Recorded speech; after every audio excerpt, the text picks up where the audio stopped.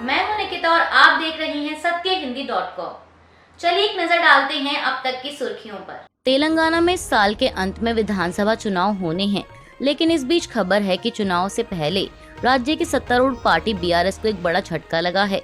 Media reports के मुताबिक CM KCR की पार्टी के करीब 1.5 दर्जन से ज्यादा विधायक आज सोमवार 26 जून को कांग्रेस में शामिल होंगे। बीआरएस के बागी जुपल्ली कृष्णा राव और पूर्व सांसद पोंगुलेट्टी श्रीनिवास रेड्डी पार्टी में शामिल होने के अपने फैसले की घोषणा करने से पहले आज सोमवार को नई दिल्ली में कांग्रेस नेता राहुल गांधी से मुलाकात कर सकते हैं। बीआरएस के बागी नेताओं के कांग्रेस में शामिल होने पर चर्चा के लिए सोमवार को नई दिल्ली में पार्टी के केंद्रीय नेताओं के साथ तेलंगाना कांग्रेस नेताओं की एक महत्वपूर्ण बैठक भी होने वाली है। केंद्रीय नेतृत्व ने अविभाजित खम्मन, महबूब नगर जिलों के प्रमुख नेताओं को भी बुलाया है। कांग्रेस सूत्रों के मुताबिक इस बैठक में बीआरएस और बीजेपी से और नेताओं के शामिल होने की संभावना पर भी चर्चा हो सकती है। कांग्रेस अध्यक्ष मल्लिकार्जुन खड़गे और राहुल गांधी आज सोमवार को दिल्ली स्थित पार्टी मुख्यालय में इन नेताओं का स्वागत करेंगे। प्रधानमंत्री मोदी ने अपनी मिस्र की यात्रा के दौरान कल रविवार को काहिरा में स्थित मिस्र की 11वीं सदी की ऐतिहासिक अल हाकिम मस्जिद का दौरा किया। इसे लेकर कांग्रेस प्रवक्ता सुप्रिया श्रीनेत ने पीएम मोदी पर तंज कसते हुए ट्वीट कर लिखा कि प्रधानमंत्री मोदी का हृदय परिवर्तन सुखद है, जब जागो तभी सवेरा, आखिर सर्वधर्म समभाव को मानने ही लगे। पीएम मोदी इजिप्ट की विश्व प्रसिद्ध अल हकीम मस्जिद गए। पता नहीं हिंदुस्तान में हर धर्म का आदर करने से क्यों घबराते हैं, यहाँ किसी मस्जिद में कभी क्यों जाते दिखाई नहीं देते। बहरहाल भक्त बेचारे बेचैन हैं।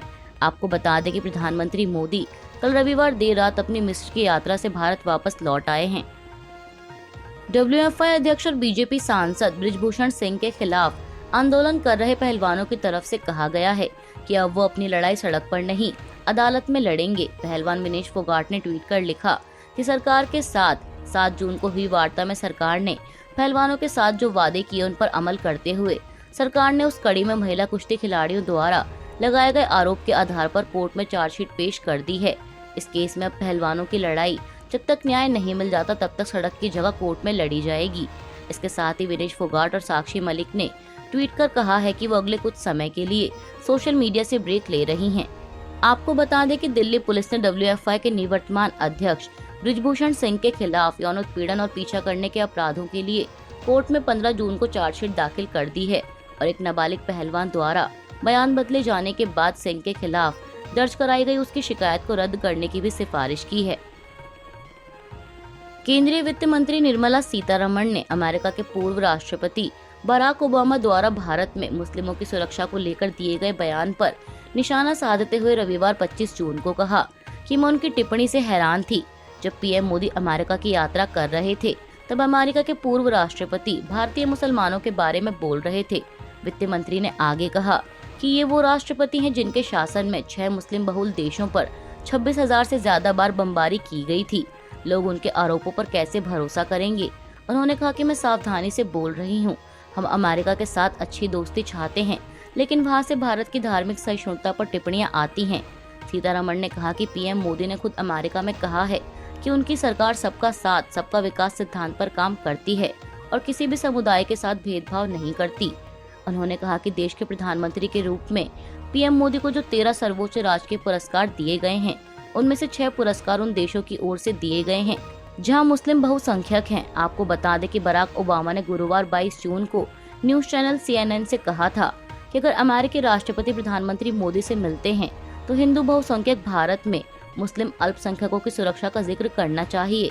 अगर मेरी प्रधानमंत्री मोदी से बातचीत हुई तो मेरे तर्क का एक हिस्सा ये होगा कि अगर आप भारत में जातीय अल्पसंख्यकों के अधिकारों की रक्षा नहीं करते हैं तो इस बात की संभावना है कि भारत किसी बिंदु पर अलग थलग होने लगेगा।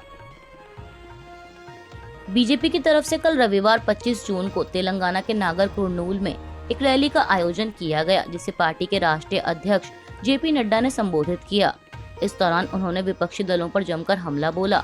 जेपी नड्डा ने कहा कि कांग्रेस मोदी को कभी मौत का सौदागर तो कभी सांप छछूंदर और चाय बेचने वाला बोलती है, लेकिन देश की जनता पीएम मोदी का बहुत सम्मान करती है। देश की जनता यही चाहती है कि नरेंद्र मोदी फिर से देश के प्रधानमंत्री बने। इसके साथ ही उन्होंने बीआरएस को घेरते हुए आगे कहा कि कितने अरमानों को लेकर हमने तेलंगाना का निर्माण किया था। मैं उन सभी लोगों को नमन करता हूँ जिन्होंने तेलंगाना के लिए खुद को आहूत कर दिया। लेकिन मुझे दुख है कि आज तेलंगाना पीछे रह गया और केवल एक परिवार केसीआर का परिवार आगे बढ़ गया। आपको बता दें कि इस साल के अंत में तेलंगाना में विधानसभा चुनाव होने हैं और इसी के मद्देनजर बीजेपी ने अपनी कमर कस ली है और चुनाव से पहले तेलंगाना में अपनी जमीन मजबूत करने के लिए मैदान में उतर गई है। बीजेपी के सत्ता में 9 साल पूरे होने के मौके पर उत्तर प्रदेश के आगरा में एक सार्वजनिक बैठक को संबोधित करते हुए रक्षा मंत्री राजनाथ सिंह ने 23 जून को हुई विपक्षी बैठक को लेकर विपक्षी पार्टियों पर हमला बोलते हुए कहा कि पीएम मोदी को किसी भी कीमत पर सत्ता से हटाने के एजेंडे के साथ विपक्षी दलों की बैठक बुलाई गई थी। प्रधानमंत्री नरेंद्र मोदी ने पूरी दुनिया में देश का सम्मान बढ़ाया है। अर्थव्यवस्था के मामले में 2014 में 11वें स्थान पर आने वाला भारत आज दुनिया में 5वें स्थान पर है। रक्षा मंत्री ने विपक्षी एकजुटता को लेकर आगे कहा कि एक शायर ने कहा है कि जुगनू ने शराब पी ली है, अब वो सूरज को भी गाली देंगे। ऐसे ही विपक्षी दलों को सत्ता का नशा चढ़ गया है, इसलिए वो पीएम मोदी के खिलाफ षड्यंत्र कर रहे हैं। पश्चिम बंगाल में पंचायत चुनाव की तारीख का ऐलान होने के साथ ही राज्य से कई हिंसा की खबरें सामने आई हैं, जिसके बाद लोगों की सुरक्षा को ध्यान में रखते हुए यहाँ केंद्रीय सुरक्षा बलों की तैनाती की गई है। वहीं इस बीच खबर है कि राज्य की कांग्रेस इकाई के अध्यक्ष अधीर रंजन चौधरी ने केंद्रीय बलों की 822 कंपनियों को नाकाफी बताते हुए कल रविवार को और ज्यादा केंद्रीय बलों की तैनाती की मांग की है। इसके साथ ही उन्होंने पंचायत चुनाव एक चरण में कराने की बजाय 6 चरणों में कराने की भी मांग की है। चौधरी ने कहा कि मतदान केंद्रों की संख्या के अनुपात में मुझे लगता है कि केंद्रीय बलों की 822 कंपनियां अपर्याप्त हैं। मैं मांग करता हूं कि पंचायत चुनाव के लिए पश्चिम बंगाल में और ज्यादा केंद्रीय बल भेजे जाएं। उन्होंने आगे कहा कि विधानसभा या लोकसभा चुनाव की तरह ही केंद्रीय बलों की तैनाती की जानी चाहिए, तभी पंचायत चुनाव स्वतंत्र और निष्पक्ष होंगे। मेरा मानना है कि मतदान 6 या अधिक चरणों में कराया जाना चाहिए। चौधरी ने दावा किया कि अगर लोगों को पंचायत चुनाव में स्वतंत्र रूप से वोट डालने की अनुमति दी जाती है तो सत्तारूढ़ तृणमूल कांग्रेस कहीं नजर नहीं आएगी और यही कारण है कि सरकार ने केंद्रीय बलों की तैनाती के आदेश के खिलाफ उच्चतम न्यायालय का रुख किया। अभी के लिए बस इतना ही। बाकी की खबरों के लिए जुड़े रहिए सत्यहिंदी.com के साथ।